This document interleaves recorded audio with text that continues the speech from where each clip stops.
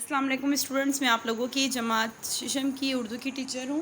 پچھلے لیکچر میں نے آپ لوگوں کو یہ سبق شروع کروایا تھا۔ آج اس سبق کو ہم مکمل کریں گے۔ میں نے آپ لوگوں کو یہاں تک پڑھایا تھا، غصے میں گرج کر بولی، تمہارا برا ہو کیا تم رسول صلی اللہ علیہ وآلہ وسلم کو چھوڑ کر بھاگے جا رہے ہو۔ آپ لوگ بک میں صفحہ نمبر 19 پہ دیکھیں۔ انہی الفاظ کے ساتھ آپ دشمن کی صفوں کو چیرتی ہوئی آگے بڑھیں۔ انہی الفاظ کے ساتھ آپ دشمن کی صفوں کو چیرتی ہوئی آگے بڑھیں۔ حضور نبی کریم صلی اللہ علیہ وآلہ وسلم نے جب آپ کو آتے دیکھا تو حضرت زبیر رضی اللہ تعالیٰ عنہ سے فرمایا، اپنی ماں کو روکو، ان کو ادھر نہ آنے دو۔ اپنی ماں کو روکو، ان کو ادھر نہ آنے دو، کیونکہ اس جنگ میں نبی کریم صلی اللہ علیہ وآلہ وسلم کے چچا حضرت حمزہ شہید ہو گئے تھے۔ کیونکہ اس جنگ میں نبی کریم صلی اللہ علیہ وآلہ وسلم کے چچا حضرت حمزہ رضی اللہ تعالیٰ عنہ شہید ہو گئے تھے۔ کفار نے ان کی لاش کو مسئلہ بنا دیا تھا۔ کفار نے ان کی لاش کو مسئلہ بنا دیا تھا۔ ابو سفیان کی بیوی ہندہ نے ان کا کلیجہ نکال کے چبا لیا تھا۔ حضرت ابو سفیان کی بیوی ہندہ نے ان کا کلیجہ نکال کر چبا لیا تھا۔ اپنی پھوپھی کو آتے دیکھ کر آپ صلی اللہ علیہ وآلہ وسلم فکر مند ہو گئے تھے۔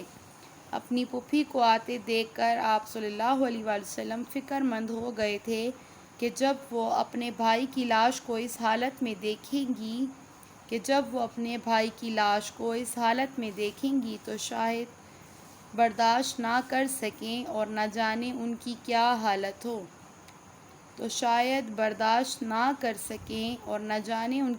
حالت ہو۔ حضرت زبیر رضی اللہ تعالیٰ عنہ کے روکنے کے باوجود حضرت صفیہ رضی اللہ تعالیٰ عنہا اب آگے بڑھیں۔ حضرت زبیر جو تھے وہ حضرت صفیہ رضی اللہ تعالیٰ عنہ کے بیٹے تھے، حضور کے کزن تھے، یعنی پھپھو کے بیٹے تھے۔ حضرت زبیر رضی اللہ تعالیٰ عنہ کے روکنے کے باوجود حضرت صفیہ رضی اللہ تعالیٰ عنہ آگے بڑھیں۔ اپنے شہید بھائی کی مسلح لاش کو دیکھا، کفار نے ان کے کان اور ناک کاٹ دیے تھے، پیٹ چاک کر کے کلیجہ نکال لیا تھا، چہرہ بری طرح مسخ کر دیا تھا۔ حضرت صفیہ رضی اللہ تعالیٰ عنہ نے نہایت صبر و استقامت کا مظاہرہ کیا۔ حضرت صفیہ رضی اللہ تعالیٰ عنہ نے نہایت صبر و استقامت کا مظاہرہ کیا۔ بھائی کی لاش کے قریب کھڑے ہو کر ان کے لیے مغفرت کے لیے دعا کرتے ہوئے فرمایا۔ بھائی کی لاش کے قریب کھڑے ہو کر ان کی مغفرت کے لیے دعا کرتے ہوئے کہا، یہ سب اللہ کی راہ میں ہے، میں اس کے فیصلے پر راضی ہوں، خدا کی قسم میں صبر کروں گی اور اسی سے اجر کی امید رکھوں گی۔ غزوہ احد کی طرح حضرت صفیہ رضی اللہ تعالیٰ عنہا نے غزوہ خندق کے موقع پر بھی نہایت بہادری اور دلیری کا مظاہرہ کیا۔ حضرت صفیہ رضی اللہ تعالیٰ عنہا نے غزوہ خندق کے موقع پر بھی نہایت بہادری اور دلیری کا مظاہرہ کیا۔ اچھا بچوں، آپ لوگوں کو پتہ ہے غزوہ اور جنگ میں کیا فرق ہے؟ یہاں پہ جنگ احد کیوں نہیں کہہ رہے؟ غزوہ احد اس لیے کہتے ہیں کہ جس جنگ میں حضور صلی اللہ علیہ وآلہ وسلم خود شریک ہوتے ہیں نا، جس جنگ میں، اس کو غزوہ کہتے ہیں۔ جس میں وہ نہیں ہوتے اس کو جنگ کہتے ہیں۔ حضور نبی کریم صلی اللہ علیہ وآلہ وسلم کا یہ معمول تھا کہ جب آپ صلی اللہ علیہ وآلہ وسلم کسی غزوے کا ارادہ کرتے تو اس خیال سے کوئی کافر یا غدار محافظوں کی عدم موجودگی سے فائدہ اٹھا کر خواتین کو نقصان نہ پہنچائے۔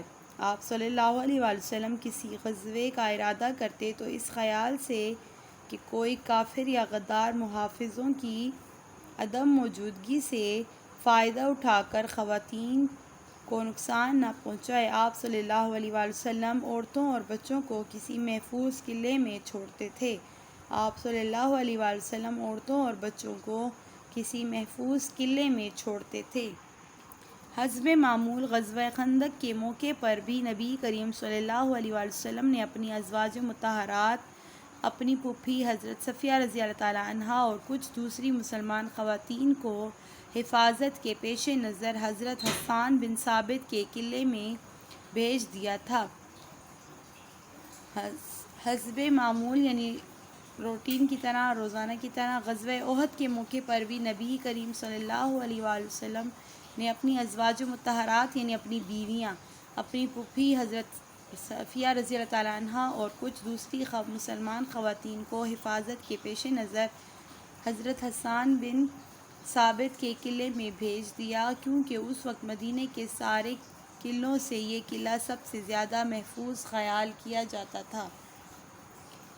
جنگ کی وجہ سے مسلمانوں کے لیے قلعے کی حفاظت کرنا ممکن نہ تھا۔ جنگ کی وجہ سے مسلمانوں کے لیے قلعے کی حفاظت کرنا ممکن نہ تھا۔ یہ قلعہ یہودیوں کی آبادی کے قریب تھا۔ یہ قلعہ یہودیوں کی آبادی کے قریب تھا۔ یہودیوں نے یہ دیکھ کر کہ مسلمان جنگ میں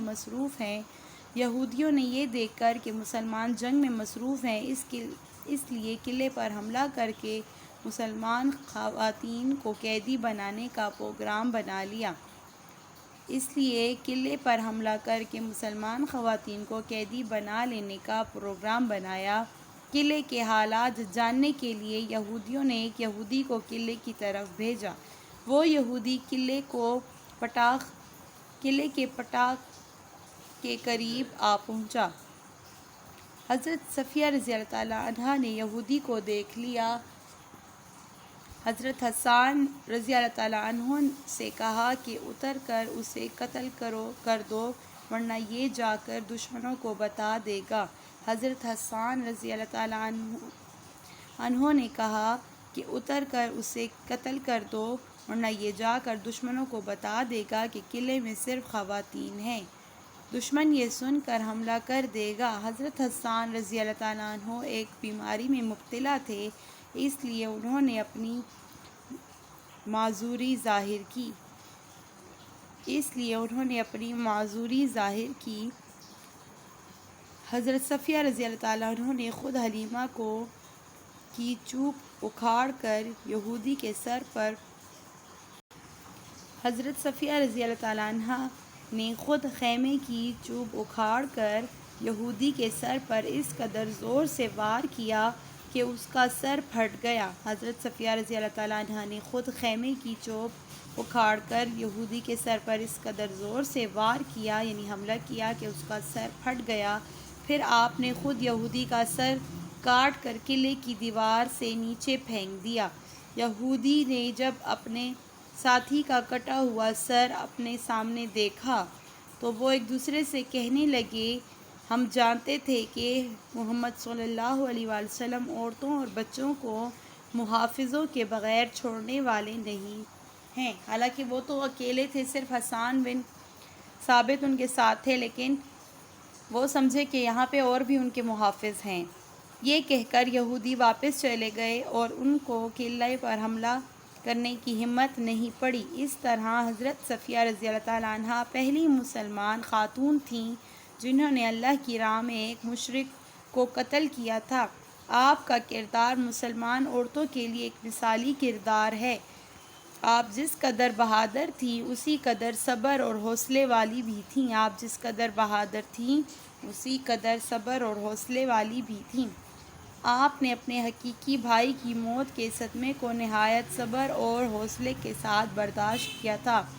آپ نے اپنے حقیقی بھائی کی موت کے صدمے کو نہایت صبر اور حوصلے کے ساتھ برداشت کیا تھا۔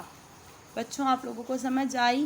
حضور صلی اللہ علیہ وآلہ وسلم کی پھوپھی حضرت صفیہ رضی اللہ تعالیٰ عنہ جو حضرت زبیر کی ماں تھیں، وہ حضور کی پھوپھی تھیں۔ انہوں نے قلعے میں جب ایک یہودی آیا ان کو ان پر حملہ کرنے کے لیے، ان کو اپنا قیدی بنانے کے لیے، تو انہوں نے ان پہ وار کر کے ان کا سر کاٹ دیا اور قلعے سے باہر پھینک دیا، اور جس کی وجہ سے یہودی ڈر گئے کہ اندر اور بھی محافظ موجود ہیں۔ اس طرح انہوں نے، وہ پہلی مسلمان خاتون تھیں جنہوں نے مشرک کو قتل کیا تھا۔ سمجھ آ گئی؟ آپ لوگ اس کو اچھے طریقے سے پڑھیں۔ اگلے لیکچر میں آپ لوگوں کو مشق کا کام کرواؤں گی۔ Thank you.